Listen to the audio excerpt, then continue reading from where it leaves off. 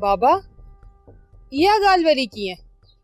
वॾेरी मेहरूअ खां वॾेरो सालार खान सॼी मिल्कियत खसे पियो छा? ॻोठ जी हर घिटीअ में इहो बहस हली रहियो आहे। मूंखे त का ॻाल्हि सम्झ में ई नथी अचे। बाबा सालार खान बेहतरीन इंसान जो पुटु पर पाण दुनिया जो ख़राब में ख़राब माण्हू आहे। हा पुट तूं सच थो चई। बाबा जेकॾहिं सालार सुठो माण्हू हुजे हा त वॾो रईस सॼी मिल्कियत पंहिंजे पुटनि जे नाले लिखी वई। हा बाबा अदा बिल्कुलु सही तो चवे। वॾेरे सालार खान सॼी मिल्कियत त अयाशीअ में ई उॾाए छॾी आहे। पर असां छो था हुनजो ज़िक्र कयूं? पर सदोरी जो कुझु कयो थी? बाबा मां तोखे कहिड़ो जवाब ॾियां? ज़बान मां लफ़्ज़ ई ॿाहिरि कोन था निकिरनि। ईअं महसूस थो थिए ॼण मुंहिंजी दिलि ॿाहिरि निकिरी ईंदी हुजे। का ख़बर कोन थी पए मां अलाए दरिया में टपो ॾिनई अलाए वञी बर मुंहुं कई। पुट ईअं न चओ। शाल मुंहिंजी हयाती बि सदोरीअ खे मिले। अॼु भेण जो एहसास थियो अथई न त तो बि सॼी हयाती सदोरीअ सां साड़ी कयो। थोरो अॻ में एहसास करी हा त इहो सभु न थिए हा।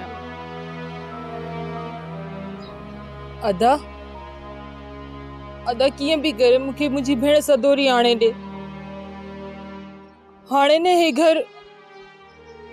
घर मूंखे खाइण थो अचे। मां छा कयां? जेकॾहिं न भेण मुंहिंजे वस में हुजे न एतिरी देरि मां किथे कयां?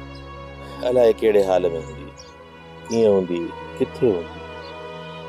पर पुट जेसि ताईं मां सदोरी खे न ॾिसंदुसि तेसि ताईं मुंहिंजी हयाती अधूरी हूंदी। औलाद जो दर्द नासूर हूंदो आहे, उहो बि नियाणी जो। मां इहे महसूस थो कयां ॼण मुंहिंजी दिलि ॿाहिरि निकिरंदी हुजे। मां छा कयां? कीअं कयां? मूंखे त का ॻाल्हि सम्झ में कोन थी अचे। शाम वॾेरी मेहरू पंहिंजी मिल्कियत पंहिंजे भाउ सालार खान जे हवाले कंदी छो त पग जो वारस उहो ई आहे न की औरतूं। हा तव्हां सच था चओ। न अचण जी ग़लती कॾहिं बि न कजो।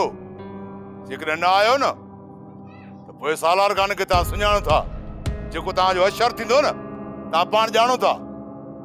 हा सोप सीरियल सिंध ॼाई तमामु एपिसोड्स ॾिसो हाणे HD क्वालिटीअ में। विज़िट करियो असांजो YouTube channel Sindh TV HD drama. Subscribe कयो असांजो official YouTube channel Sindh TV HD drama ऐं वधीक अपडेट लाइ बेल आइकन खे क्लिक करियो।